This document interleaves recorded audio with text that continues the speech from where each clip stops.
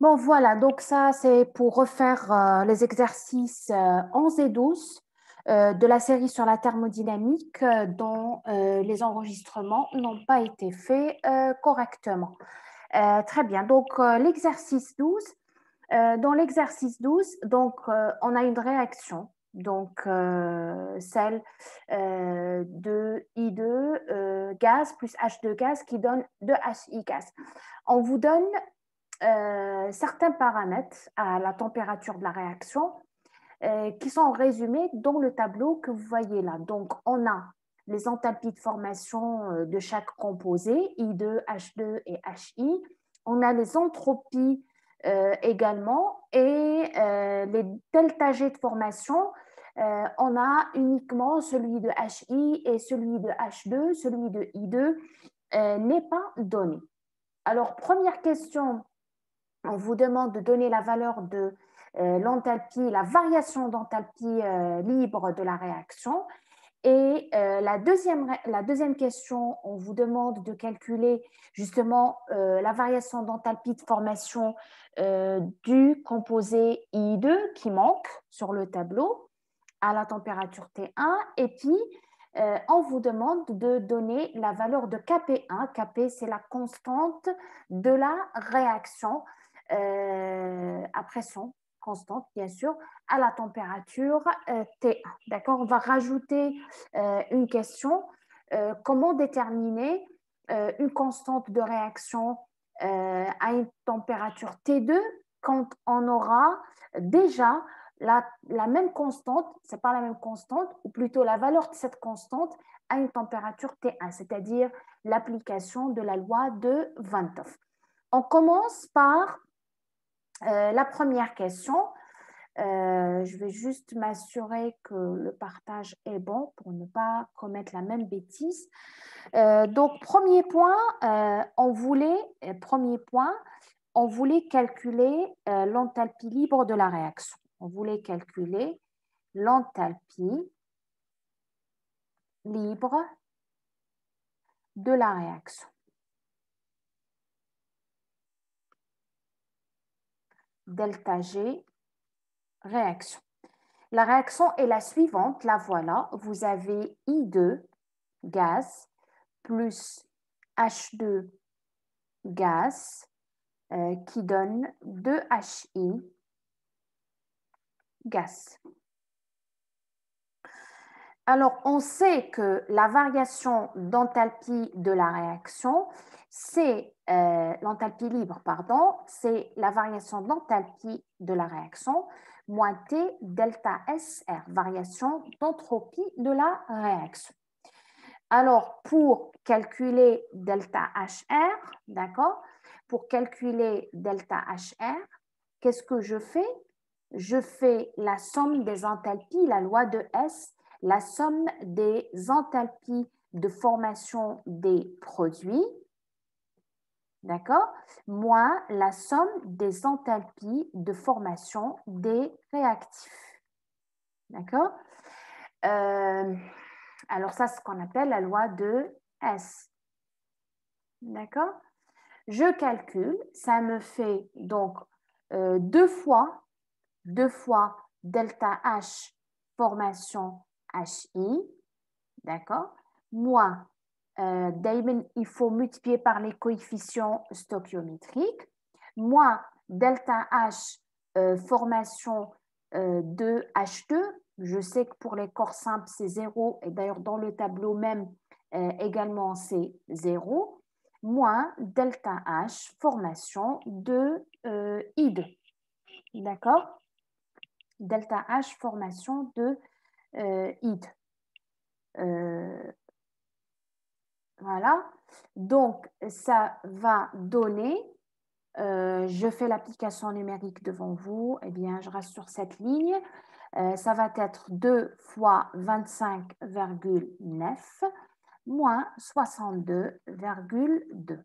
Donc, et ça va donner moins 10,4 joules. D'accord?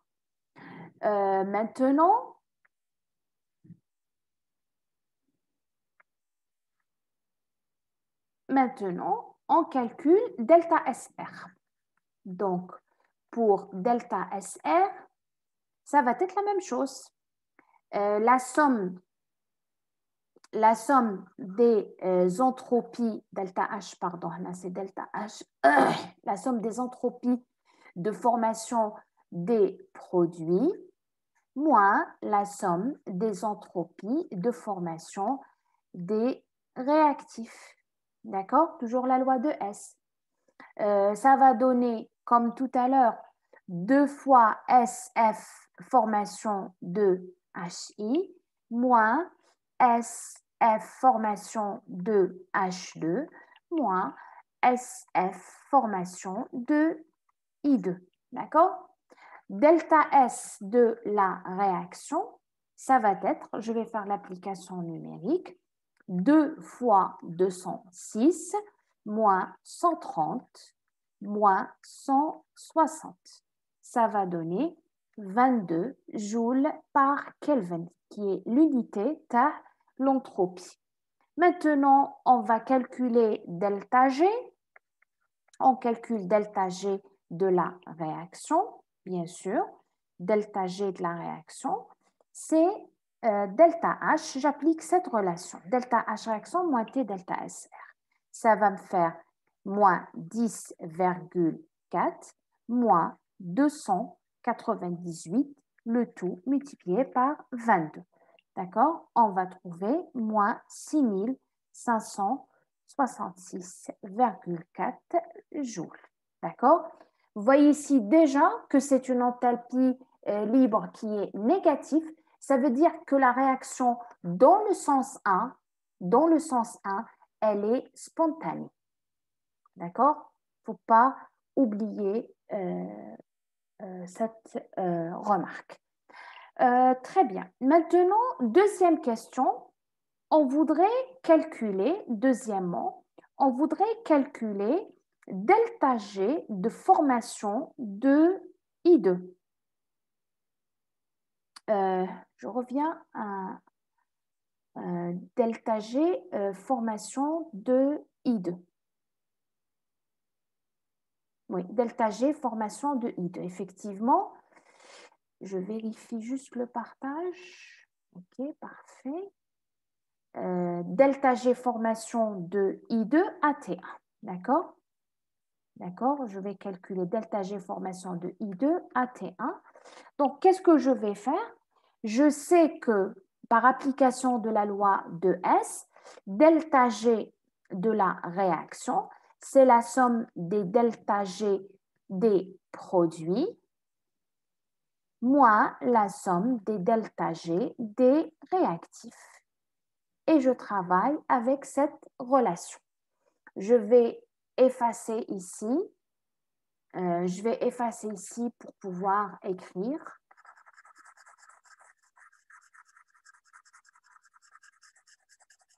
L'application numérique.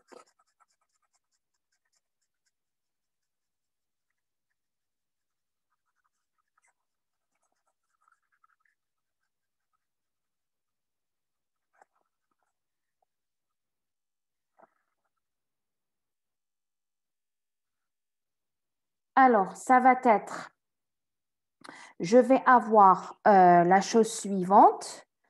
Je vais avoir delta G de la réaction, la valeur gelée.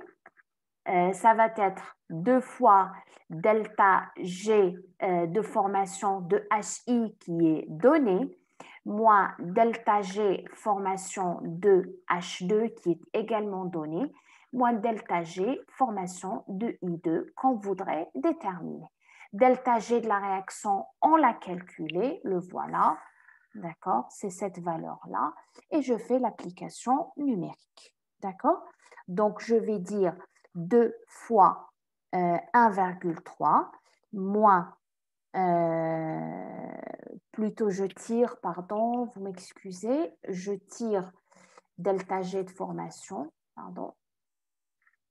Alors, je vais avoir delta G de formation de I2, ça va être, de l'autre côté, ça va être 2 delta G formation de HI moins delta G formation de H2, je l'emmène ici, et je vais avoir moins delta G de la réaction.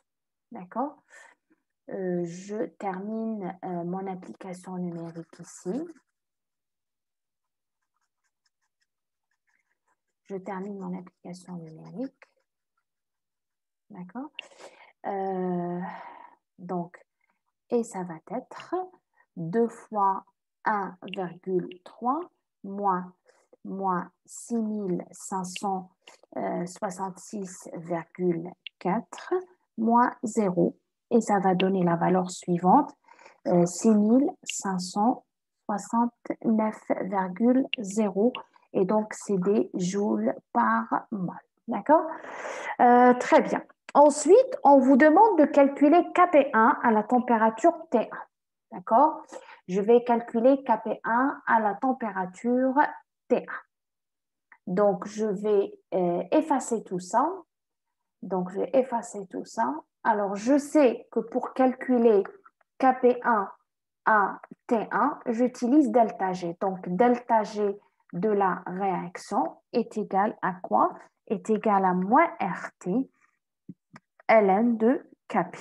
Et donc, Kp va être égal à exponentielle, d'accord, moins delta G de la réaction sur RT, d'accord? Et donc, ça va être exponentielle moins, moins 6566,4, ça c'est l'enthalpie de la réaction, l'enthalpie libre, pardon, de la réaction qu'on a calculée tout à l'heure, sur R, 8,314 fois 298. On trouve Kp est égal à 14,25. Et c'est prévisible. Tout à l'heure, vous avez remarqué que l'enthalpie de la réaction était inférieure à 0. Et donc, c'est normal qu'on trouve un Kp qui est grand par rapport à 1. C'est toujours comme ça. Quand delta G est inférieur à 0, ça veut dire que la réaction elle est spontanée dans le sens direct. D'accord? Et on trouve que la constante d'équilibre associée à cette réaction est supérieure à 1. Dans le cas contraire, qui compte delta G supérieur à 0 va trouver Kp c'est-à-dire une valeur inférieure à 0. On peut rajouter une troisième question. Par exemple, connaissant Kp1 à T1, on va déterminer Kp2 à T2. Et là, qu'est-ce qu'on va utiliser? On va utiliser la loi de Van't Hoff, d'accord? On va utiliser la loi ou équation de Van't Hoff, d'accord? Équation de Van't Hoff. Que dit l'équation de Van't Hoff? قلنا بلي ln de K2 sur K1 ou la KT2 si vous voulez KT1 est égal moins delta H de la réaction sur R, d'accord, 1 sur T2 moins 1 sur T1. d'accord.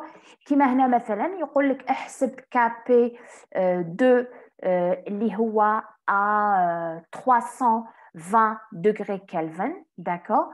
هنا أنا عندي KP1 à 298 degrés Kelvin. Delta H de la réaction, on l'a calculé tout à l'heure. Donc, je peux tirer Kp à T2, d'accord? Donc, je peux tirer Kp à T2 en faisant tout simplement l'application numérique.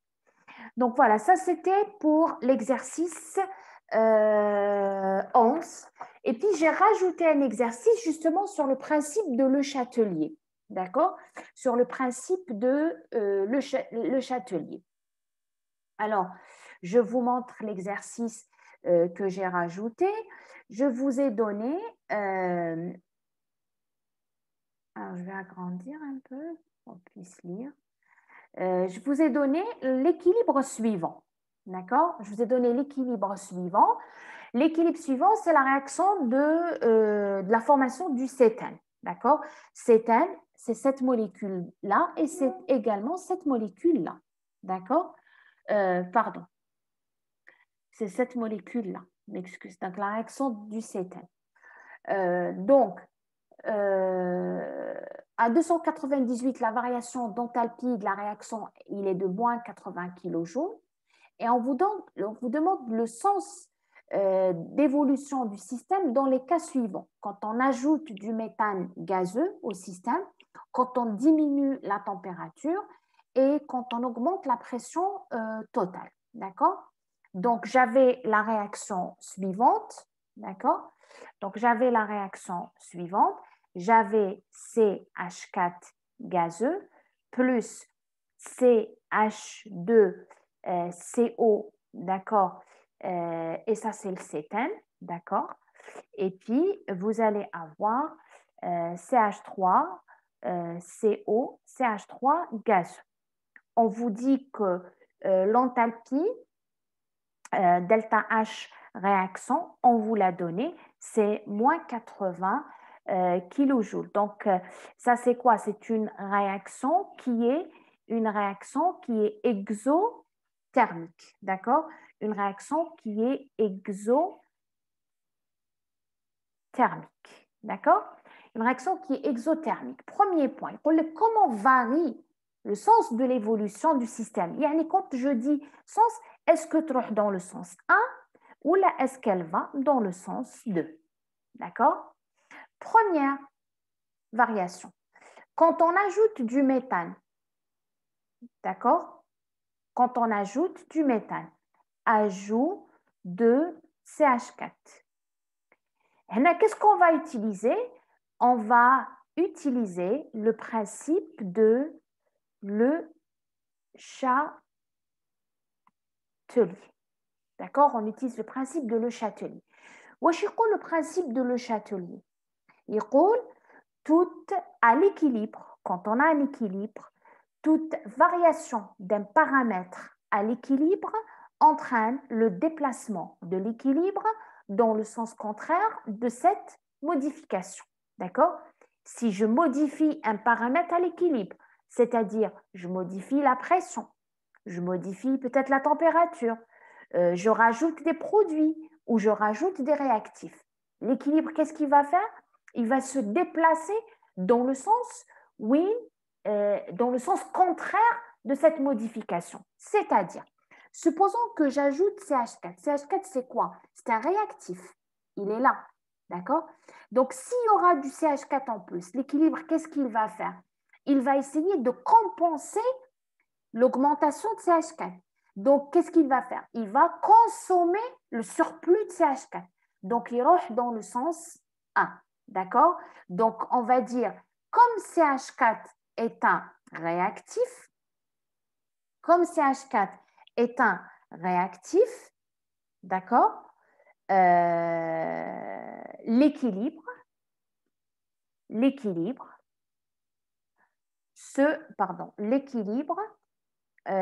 est donc, on va dire, est donc déplacé dans le sens 1. L'équilibre rochidé, CH4, l'équilibre, il essaye de